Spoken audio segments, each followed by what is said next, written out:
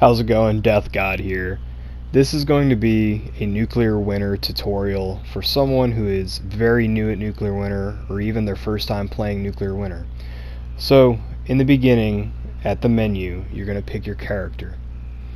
After you select your character, if you want to play with one of your friends, you have to get on the same team with them from the main menu. So both of you have to be in the main menu, send that team invite, and then once they accept it, that's when you go ahead and then press play and then go ahead and do nuclear winter, as you'll see here. You can also choose to fill team or not fill the team, which means you'll either play with just your team that you're starting out with, or it'll fill the team with random people when you load into the nuclear winter match. After several decades in a loading screen, you'll finally load into Vault 51, the lobby of nuclear winter.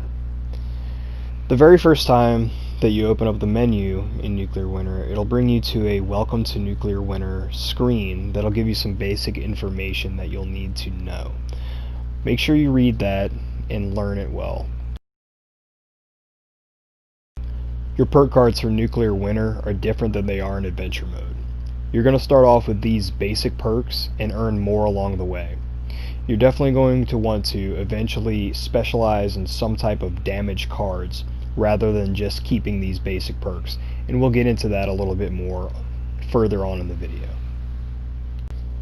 Here's where you'll select where you drop. This decision is important, and you need to figure out a good drop point for you and your team. Getting good loot is vital in the beginning stages of a nuclear winter match. It can often be the determining factor on who will win. As soon as you load into a match, getting gear is your #1 priority. I like to find a good spot and just run around gathering up everything that I can. The orange loot boxes are going to have the highest quality gear. Also, if you're running lockpicker, the safes have really good stuff in them as well.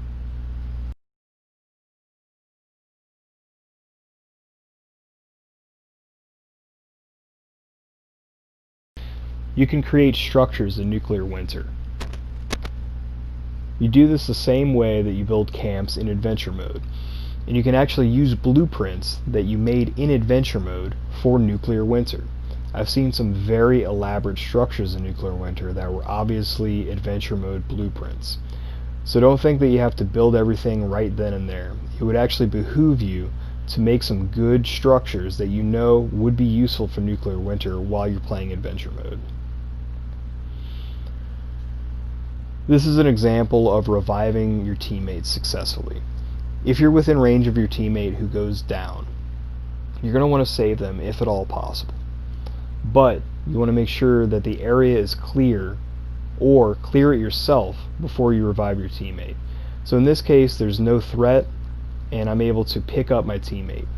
While pressing and holding the revive button, you want to try to move around a little bit and not be as easy of a target. Don't be surprised if at first you're not able to do well against a lot of people that have been playing this game for a very long time. If somebody's been playing a long time and they've got all of their perks right, they're going to be able to kill you very quickly, while you're not able to at first do a lot of damage to them necessarily. This is our buddy Tesla. He kills us, and then he goes ahead and he actually offs himself here, and then we pick him up for the remainder of the footage in this video.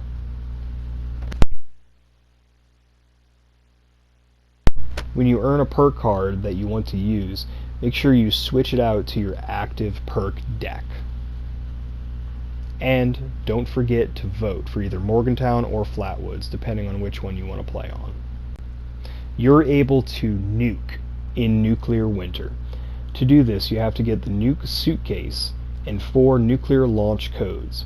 After you obtain all of those items, you're going to want to find a good safe spot to pick where you want to nuke. So open up the Pip-Boy or your hotkey menu, pick that nuke briefcase, and then select where you want to drop that nuke. After a few seconds, the nuke will drop, and then we'll create an irradiated zone, just like it does in adventure mode.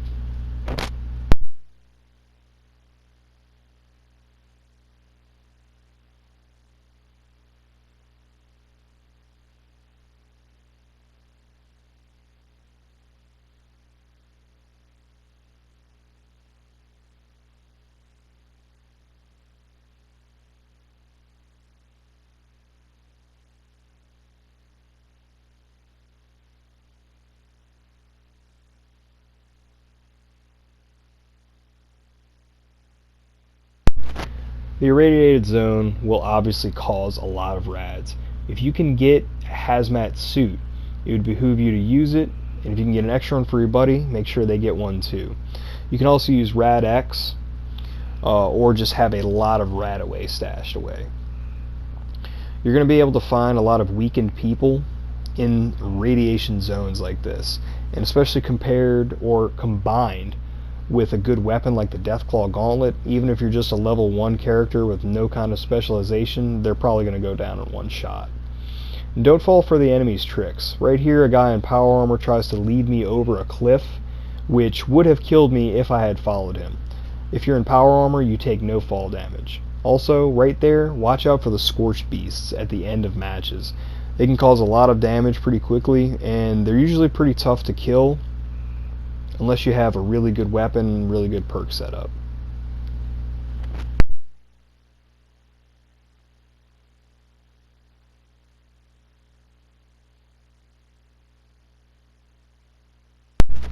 And what you're witnessing here is, at the end of a match, you're going to come down to your team, or maybe even just yourself, and then the last few remaining people. Sometimes you'll be coming across people who are just trying to hide and get a few extra points of experience, but other times you're also going against people who are actively hunting you.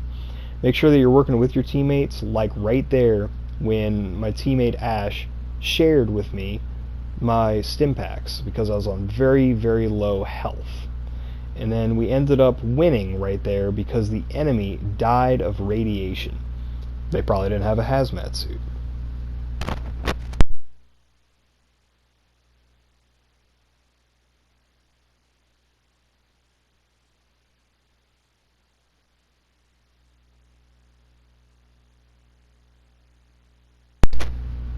After earning perk cards that you want to use, make sure that your special stats match the perk card itself.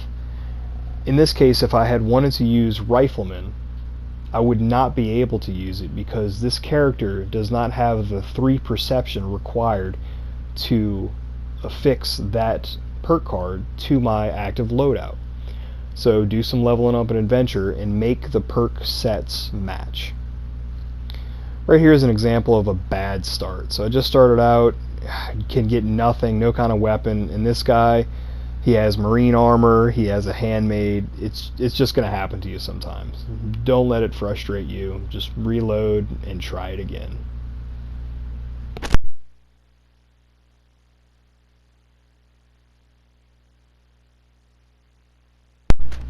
Right here is an example of something I like to do to teams if I have enough distance. So let your teammates know that you're under contact, and you can actually bring down one member of an opponent's team and let somebody try to revive them and just down them. Now you can see right there you're getting a bunch of downs out of just 2 people. They're trying to revive each other, but they did not follow the advice that I told you earlier and make sure that the coast is clear. So they end up both dying. As opposed to this situation where I go down, but my team goes ahead and clears out the threat first and then revives me.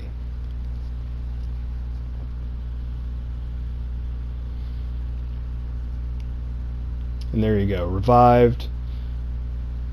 And then the teammate gets clear, or the teammates clear out the threat.